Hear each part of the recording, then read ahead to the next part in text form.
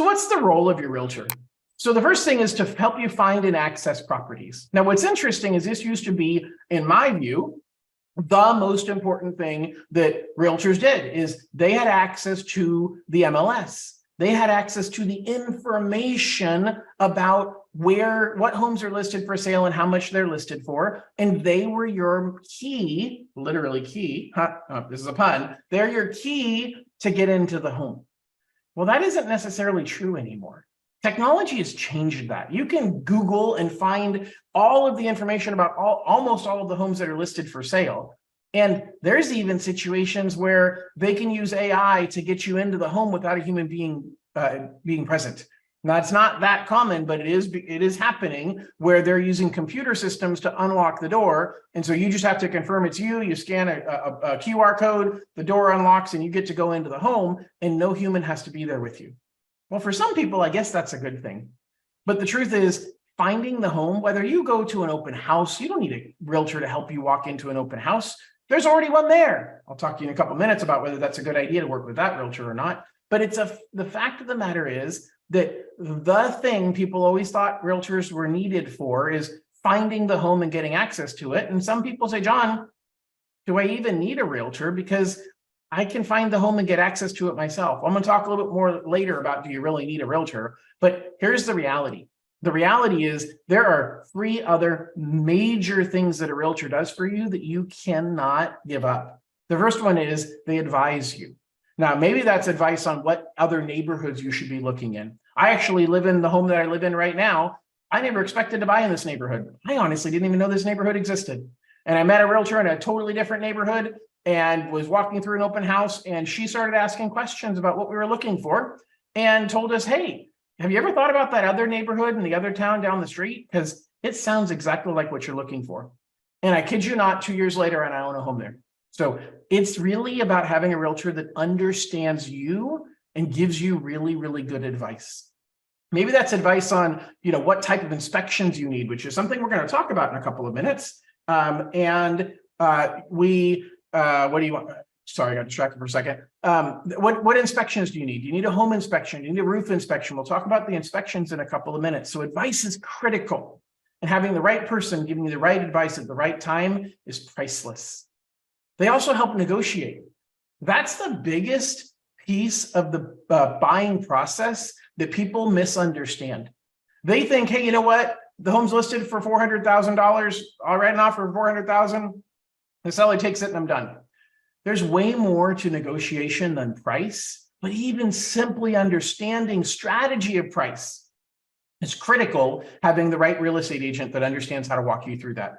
And so a realtor's job is to explain to you, hey, this house that's listed at $400,000 is listed high. It's been on the market for 90 days and nobody's written an offer and they haven't lowered the price. So I think that we can lower the price. I think that we can, offer less on this home and be able to proceed with a lower price. But they might also tell you tomorrow, hey, this house is listed for $400,000. It's underpriced. This house is actually priced less than what it should sell for because it's really probably going to sell for $425 or $430. So if you want it, we've got to offer more. And people misunderstand and think a realtor is just trying to make more money off of me by getting me to pay a higher price. That's not true. The realtor makes very little as a percentage of the price. Getting you to pay $10,000 or $20,000 extra doesn't make them very much money at all. But what it does is it gets you the home. And that's your goal. Your goal is to not to write offers. The goal is to find your dream home and get it accepted. And so you've got to have a realtor that you trust that will negotiate on your behalf. And negotiating doesn't mean getting you a lower price. Negotiating means figuring out what it's going to take to get the offer accepted. And that goes well beyond price. That goes to what I call terms. So terms is how long is the escrow period? How long are the contingencies on the home? What are we offering as an upfront earnest money deposit? Who pays for title and escrow fees? There's so many little things that a great realtor can do in negotiating on your behalf to make sure you get your number one goal, which is to get this offer accepted on this home without overpaying for the home. And that's what a great realtor will do for you. All right. The last thing that I think a great realtor does for you is oversees the details. Make sure that the inspector gets out there on time. Make sure we hit our timelines. Make sure that when somebody needs to come, if you've got somebody that needs to come in to do something, an inspection on the home, that they're going to get out there and make sure they meet that inspector and make sure that everything goes well. A realtor's job is to follow up on the paperwork and make sure. There's a lot of paperwork involved with buying a home, and the realtor handles all of those details. So having a great realtor overseeing the details is critical. Now, can I buy a realtor? Can I buy without a realtor? Well, first of all, if you're buying a home where the seller has a real estate agent, then you have one too, because there's something called dual agency. And most of the time, when you are buying a home with only one realtor involved, that realtor is representing both of you. Now, there's times when that's a good idea, but it's pretty rare. It's few and far between. It's kind of like asking an attorney to represent you and the person that you're in a lawsuit against. Not a really wise idea to have somebody representing both sides. So bring your own realtor. It does not cost you more in buying the home if there's already a realtor involved. You want to make sure that when you go to visit a home, the first time you visit any home other than an open house, that you have your realtor with you. Have your realtor be the one that opens the door and shows you the home. There's a California law called procuring clause that says the realtor that opens the home for you, well, they're the reason why you're interested in that home, and they're due the commission on the sale of your home, which means you've essentially hired the person that opened the door for you. So if you go onto Zillow and you click the button saying, hey, I want to see this house, and somebody drives out there and introduces you to the house, introduces you to it. Hi, house. Hi, person. No, they don't do that. But somebody drives out there and they open up the house for you. Legally, you've hired them as your real estate agent, and they're the ones that are supposed to represent you in buying that home. So when you pick a realtor, call that realtor and say, hey, I found a house I love, and I'd like for you to come show it to me. If they're busy, they typically have backup. They have someone else who can help you open that home, and they are still representing you. So that's very, very critical. Now, what about a private sale? People say, okay, John, that's fine. Yeah, if my seller has a realtor, then so do I. That makes perfect sense. But there's times when you're in a private sale. There's times when you're buying a house from your uncle, you're buying a house from your landlord, and you say, you know what? Do we really need a realtor? Well, the fact is, if you go back to the prior slide of what I was talking about, the facts of what the realtor can do for you. Let's see if I can make this work really quick. Oh, hold on, wrong button. All right, so find and access a property. We already found it because you found it in a private sale. Advise. Well, you know what? You really do still need advice, because you still need to figure out, hey, do I need home inspections on this property or not?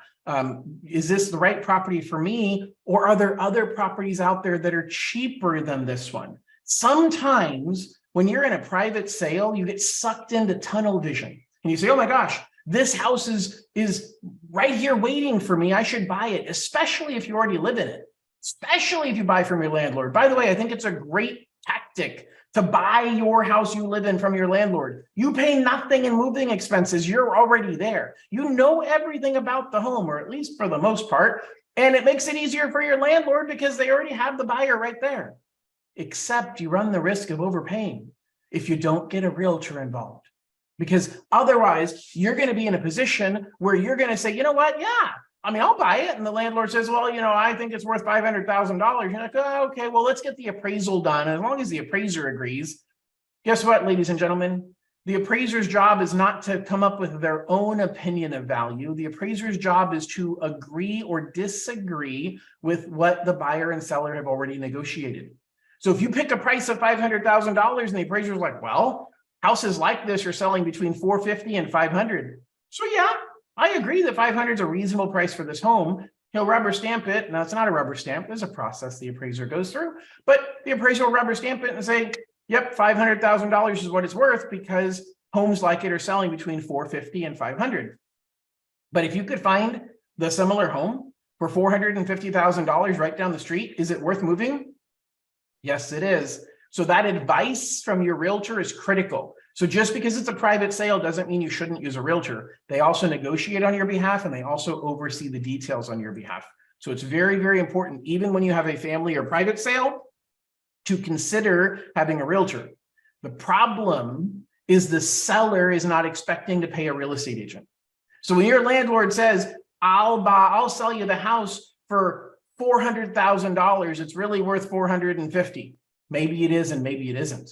But you say, okay, but I want to bring in a realtor and I want a realtor to be part of the transaction. The seller says, no, no, no. We get a realtor involved and now I got to pay them. I got to charge you more for the home. Well, that's where the realtor would negotiate. But the truth is, you just tack on the cost of the realtor onto that $400,000 price. And therefore you are the one paying for it. The landlord still gets the $400,000 they wanted. You're just paying a little extra for the home so that the seller can pay the realtor on your behalf. All right. Let's talk about some myths about real estate agents. People have said, oh my gosh, Sean, it's always cheaper to use a listing agent because, well, that way they don't have to pay two realtors. They can only pay one. That isn't true. The truth is the listing agreement most of the time with the seller says we're going to pay X percentage that is split between the two agents. And if there's only one agent, they get the whole pie. So it's an incentive to the agent to get your offer accepted, so make twice as much money. That is a benefit to working with the listing agent if you're in a competitive situation, but you got a lot of negatives to go along with that. So you have to decide if that's really worth the cost. Now, some people think I'm stuck with an agent I don't like. You're not. Now, there are circumstances where an agent will have you sign something called a buyer broker agreement. I have mixed emotions about that. I don't really care though. It's the realtor basically saying, I agree. You agree as a buyer that if you buy a home in the next 12 months, you're using me. And if you use anybody else, I still make the commission.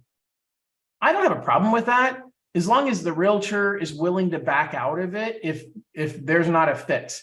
If you don't like them, you shouldn't be stuck using them or forced to wait a year to buy a home. So my opinion is if you have a realtor that wants to do that, I'm fine with that as long as they're willing to let me out if we have a disagreement. I'm not going to go cheat on you for the fun of it. But if I don't feel like there's a fit, I need to be able to get out of that. The other next myth is more agents mean more options. I kind of alluded to this earlier. Look, having more realtors on your behalf gives you less service, not more. So don't try and have multiple realtors serving you. It serves nobody. Another myth, I should only work with full-time agents. Now, I'm a fan of full-time realtors. I think that people who dedicate all of their time and energy professionally to real estate are typically more in the know, typically sharper at their skills and are going to do a better job for you. But that isn't always true. So just recognize that a real estate agent that's a part-time agent doesn't make them a bad realtor, but you need to triple check a little bit to make sure that they're sharp and on top of what they're doing, because some part-time agents are very, very part-time and they're selling one house a year while they're doing one other job and they aren't very adept at what's going on in the market. Okay. The last myth about picking a realtor is my realtor should be available 24/7.